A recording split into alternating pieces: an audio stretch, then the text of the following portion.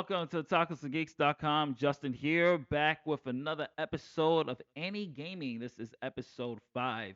And today we are going to be talking about a hidden gem that I believe you can correct me if I'm wrong in the comment section. I don't believe this came over to the West. This game is called Battle Stadium D.O.N. and it's a hidden gem on the PS2 era. The funny thing about the PS2 era, it's often held as one of the most diverse, innovative periods in gaming history. With a library that boasted thousands of titles, the PS2 catered to every conceivable genre from RPGs, platformers, to fighting games, and more. Yet within this vast library, certain titles kind of slipped under the radar and was often overshadowed by bigger franchises or simply lost in the sheer volume of releases. One such title is Battle Stadium Dawn. It's a crossover fighting game that brings together characters from three of the most beloved anime franchises: Dragon Ball, One Piece, and Naruto, and that's where you get the word Dawn from. Despite its relatively niche appeal, Battle of Stadium Dawn has garnered a cult following over the years, and we are going to explore and talk a little bit about the gameplay mechanics, character roster, and kind of Super Smash Brother influences you can just see from some of the gameplay that I recorded here. So let's talk about this concept of it. The concept of Battle Stadium Dawn on paper is just a fan's dreams come true.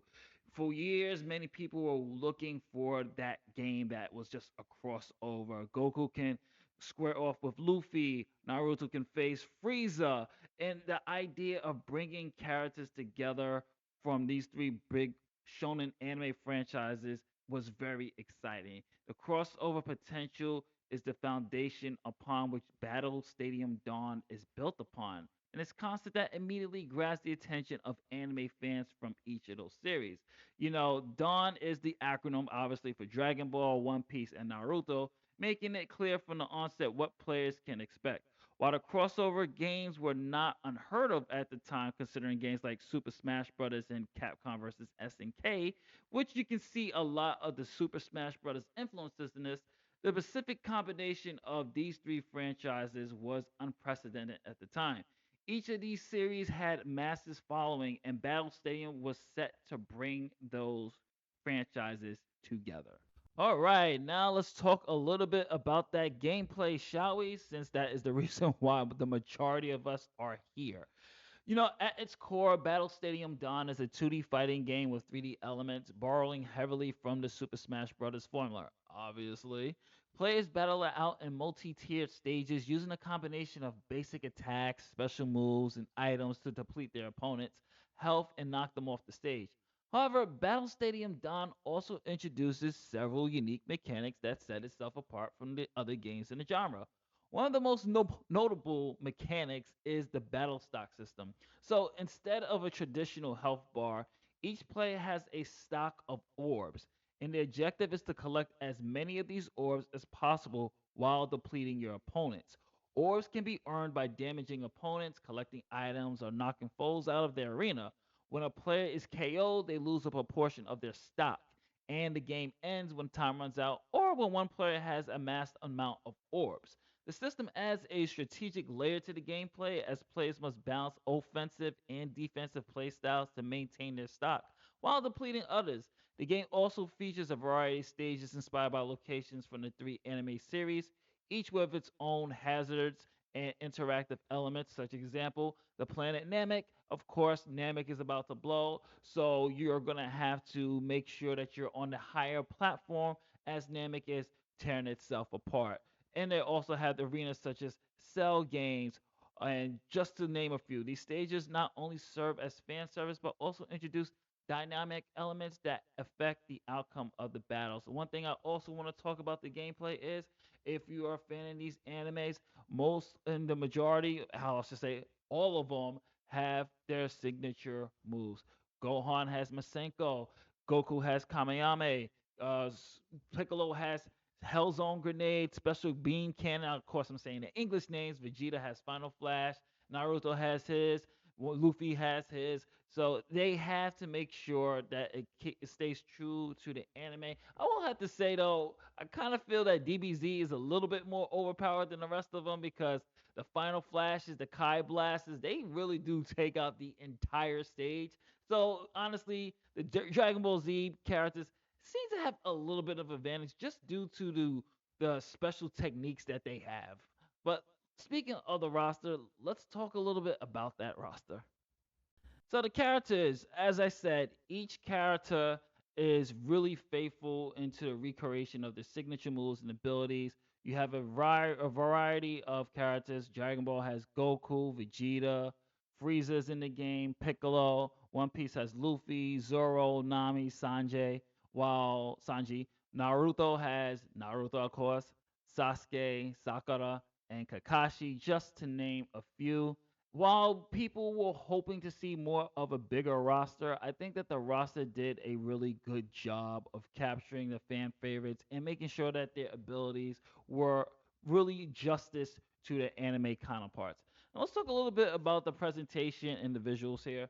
Visually, Battle Stadium D.O.N does a great job of really translating that anime art style with 3D elements and keeping kind of that Super Smash Brothers aesthetics with it. The character models are really detailed and expressive. The animation, especially in the opening scene, is captured dynamic and exaggerated nature of some of the battles. Special moves are really, really good. Flashy effects and cinematic camera angles, making them feel really impactful and true to the anime origins. Just like the Dragon Ball Z, you get the power ups, you see them transform into Super Saiyans. It is a blast.